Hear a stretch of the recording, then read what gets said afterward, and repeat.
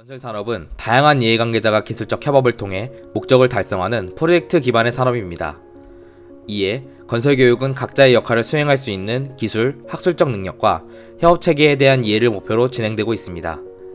하지만 건설 분야별 교육의 고도와 수준과는 달리 협업에 대한 교육은 여전히 단순 팀 프로젝트를 통한 소통의 방식, 인턴십, 사례조사를 통한 간접 경험에 머물러 있습니다. 이는 건설 산업에서 이루어지는 실질적인 협업에 대한 이해가 직접적인 경험에 기반하기에 교육 과정에서 이를 학습하는 데 물리적 한계가 존재하기 때문입니다. 실제로 건설 교육 및 훈련 체계 개선 방안에 대한 연구에서는 현재 건설 교육의 문제로 현업과의 거리감을 두 번째로 보고하고 있으며, 건축 관련 외부 교육 프로그램에 대한 인식 조사에 대한 연구에서는 방해 요인으로 현업과의 거리감, 시간적 여유의 불충분, 교육의 비효율성에 대한 의견이 높은 비중을 차지하는 것을 확인할 수 있었습니다. 따라서 기존의 간접 경험에 머물러 있는 협업 교육 체계에서 더 나아가 건설 산업에서 이루어지는 협업에 대한 이해도를 증진시키는 새로운 교육 방식이 필요한 실정이며, 이는 학생이 직접 프로젝트 내에서 특정 역할을 수행하는 참여자가 되어봄으로써 개선될 수 있습니다. 이러한 배경에서 메타버스 기술이 많은 분야에서 시공 간의 제약 없이 가상의 공간 내에서 참여자 간 소통이 가능한 공간으로 각광받고 있습니다.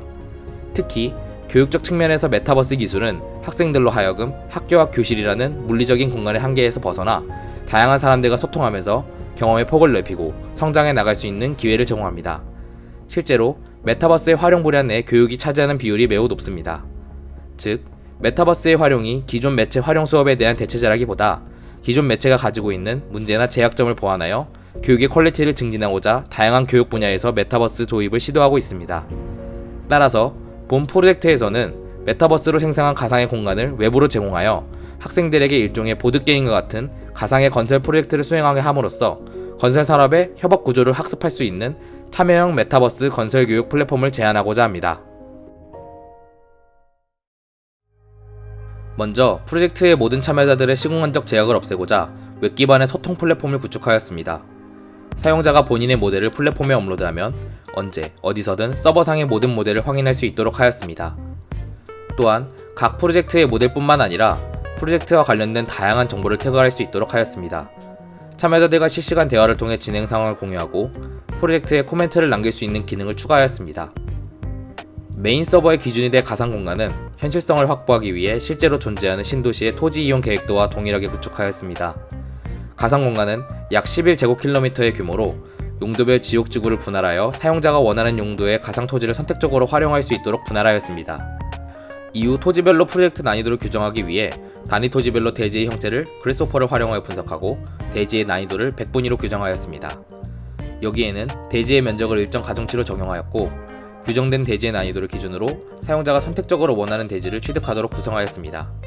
이렇게 부여된 가상 대지 중 한 곳을 선택하여 참가자들은 프로젝트를 시작하게 됩니다. 다음은 게임의 규칙입니다. 게임은 총 4명의 참가자와 1명의 감독관으로 구성됩니다. 참가자는 건축가, 엔지니어, 시공자, 프로젝트 매니저 중 원하는 역할을 선택할 수 있으며 4명의 참가자는 한 팀이 되어 프로젝트를 진행합니다. 프로젝트는 일정 퀘스트를 수행하는 방식으로 진행되며 감독관은 감리자의 역할로 각 팀의 프로젝트 성과에 따라 최종 점수를 부여하게 됩니다. 프로젝트는 총 5단계로 진행됩니다. 각 단계는 실제 건설 프로젝트의 생애주기에서 착안하여 기획설계, 중간설계, 인허가, 착공, 준공으로 구분됩니다. 각 단계별로 일정의 퀘스트가 주어지고 단계의 전환을 위해서는 참여자가 협업하여 주어진 퀘스트를 완수해야 합니다. 감독관 역할인 감리자는 제출된 자료를 바탕으로 퀘스트의 성공 여부를 결정합니다. 다음은 프로젝트의 주요 퀘스트입니다. 4명의 참가자로 이루어진 한 팀은 참가 신청을 합니다. 이때 원하는 난이도와 건축물 용도를 선택할 수 있고, 메인 서버는 요구 조건에 알맞는 대지와 퀘스트를 부여합니다. 퀘스트는 대지에서 지켜야 할 법규 항목과 설계 요구 조건, 단계별 수행 일정, 그리고 프로젝트의 총 예산으로 구성되어 있습니다. 여기서 법규 항목이란 현행 건축법 중 건축물의 규모를 결정짓는 주요 법규로 지역지구에 따른 건폐 용적률, 건축한 개선, 일조권 사선 제한, 건축물 층수 제한으로 한정하였습니다.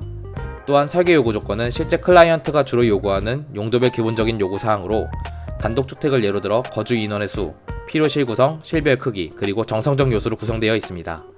이러한 요소는 난이도에 따른 랜덤 배정을 통해 결정됩니다. 단계별 수행 일정과 프로젝트 총 예산은 기획 단계에서 미리 결정되며 프로젝트 참여자는 이 조건을 맞추기 위해 전 단계에 걸쳐 협업을 진행하게 됩니다. 다음은 단계별로 참여자가 수행해야 할 퀘스트입니다. 기획 단계에서는 부여받은 대지를 토대로 설계자가 매스 계획을 진행한 후 이를 두고 프로젝트 참여자 간 킥오프 회의가 진행됩니다. 참여자들은 설계자들의 매스 계획을 두고 엔지니어적 의견과 프로젝트 예산 및 일정, 활용 소프트웨어 산정에 대한 협의를 진행합니다. 모든 참여자의 동의하에 프로젝트 기획 보고서를 제출하면 감리자는 이를 검토하여 승인 여부를 결정합니다. 중간 설계 단계에서는 설계자의 주도하에 본설계가 진행됩니다. 설계자는 설계 요구 조건에 수렴하는 설계안을 도출하고 엔지니어와의 협업을 통해 구조 계획 및 MEP 계획을 수립합니다. 설계가 완료된 모델은 프로젝트 참여자 간 협업을 통해 건축 계획에 대한 평가 보고서를 작성하여 감리자에게 제출됩니다. 이후 감리자는 모델의 설계 요구 조건의 부합 여부, 구조 및 MEP 계획의 적정성, 그리고 법규에 대한 저촉 사항 여부를 파악합니다. 본 단계에서 제출된 설계 결과물의 불충분한 요소가 파악될 시 감리자는 보완 사항을 기재해 팀에게 회신하며 팀은 이를 보완하여 충족될 때까지 이 과정은 반복됩니다. 본 프로젝트에서 시공의 개념은 BIM 모델 구축으로 설정하였습니다. 이는 BIM 모델을 구축함으로써 시공에 대한 개념을 익히고 간섭 검토와 물량 산출을 통해 프리 컨스트럭션을 진행함에 의의가 있습니다. 착공이 되면 시공자는 BIM 모델링을 진행합니다. BIM 모델링을 진행하며 꾸준히 설계자 그리고 엔지니어와 소통을 통해 설계안에 대한 오류를 파악하고 수정하게 됩니다. 본 과정의 결과물은 BIM 시공 모델, 간섭 검토 보고서, 물량 산출 보고서, 최종 BIM 모델 물량을 토대로 산출한 최종 비용으로 구성됩니다. 그리고 프로젝트 매니저는 본 설계안에 대한 WBS 및 액티비티 리스트를 수립하고 이를 기반으로 로직 다이어그램, 공정표를 작성합니다. 감리자는 제출된 결과물을 토대로 BIM 모델의 적합성, 간섭 여부, 최초 예상과 최종 비용의 비교 분석을 통해 최종 점수를 부여합니다.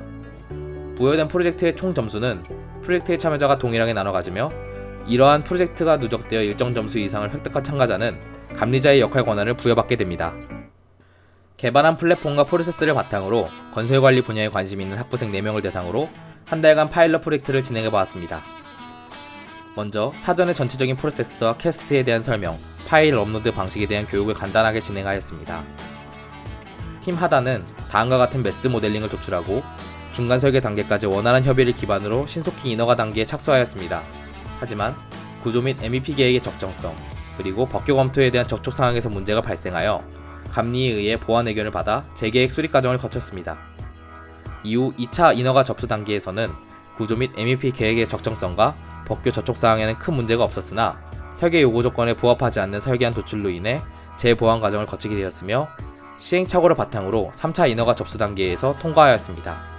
이후 비교적 초반 단계에서부터 협업 과정을 통해 충분한 검토가 이루어졌기 때문에 시공 수립 단계에서의 성과물은 비교적 빠른 시일 안에 제출되었습니다. 시공 단계에서 시공자는 BIM 구축에서 어려움을 느끼는 것을 확인하였는데 이는 설계안에 대한 오류 및 이해 부족에서 야기된 것으로 파악됩니다. 또한 물량 산출 과정을 통해 최종 비용을 산정하였을 때 예산보다 넘치는 물량이 산출되었고 이러한 전반적인 내용에 걸맞는 최종 점수가 부여되었습니다. 그동안 팀 프로젝트를 진행할 때는 정해진 체계 없이 각자 하고 싶은 것만 하다 보니 마지막에 급하게 정리하느라 힘들었었는데 이번 프로젝트를 진행하면서 협업의 중요성을 느꼈고 전반적인 건축 프로젝트의 프로세스를 이해하는 데 도움이 많이 되었습니다. 저는 학교에서 배웠던 이론적인 지식을 프로젝트에 직접 적용해보니까 그 수업에서 강조했던 부분이 왜 중요한지 직접적으로 이해가 됐어요. 사이트에서 모델을 언제든지 확인할 수 있고 댓글을 통해서 이런 진행 내역을 볼 수 있어서 너무 편하고 좋았습니다. 프로젝트를 진행하면서 다 같이 회의할 때는 화상 회의를 따로 여럿이 진행했는데 나중에는 이런 기능도 추가되면 더 좋을 것 같습니다. 본 프로젝트를 통해 협업 교육을 위한 플랫폼으로서 메타버스와 웹GL의 활용성을 확인하였습니다. 이는 학생들로 하여금 자발적 참여에 의한 협업 경험을 제공할 수 있음을 밝혀냈으며 서버의 아카이빙 역할을 통해 프로젝트들이 발전하는 과정을 확인함으로써 학생들의 흥미를 이끌어낼 수 있는 도구임을 알 수 있었습니다. 이를 통해 추후 프로젝트 수가 많아짐에 따라 그 효과가 더 증진될 것이라 기대할 수 있습니다. 하지만 협업을 위한 플랫폼의 완성도가 아직은 부족하며 코칭 과정에 대한 디테일한 수행 방안이 필요하다는 점에서 한계가 존재합니다. 하지만 이러한 접근은 OECD 에듀케이션 2030에서 중요하게 다루고 있는 학습자 주체성의 일면으로 작용할 수 있을 것이며 학생들로 하여금 협업 교육을 단순한 오프라인 강의에서 벗어나 재미있는 교육의 장이라는 측면에서 앞으로의 교육 방식에 또 다른 시사점을 줄 것이라 판단됩니다.